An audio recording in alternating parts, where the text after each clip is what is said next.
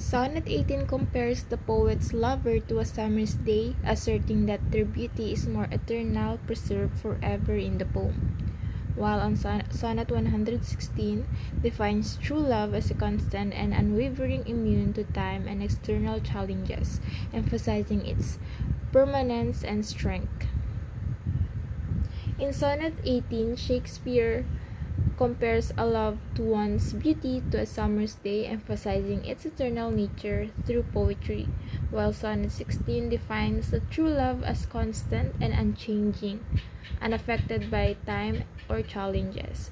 The sonnets explores love's beauty and its enduring, timeless quality. Both Sonnet 18 and Sonnet 116 by Shakespeare explore love and beauty, but in different ways. Sonnet 18 compares a beloved's beauty to a summer's day, emphasizing its eternal nature, while Sonnet 116 defines true love as unwavering and enduring regardless of time and challenges.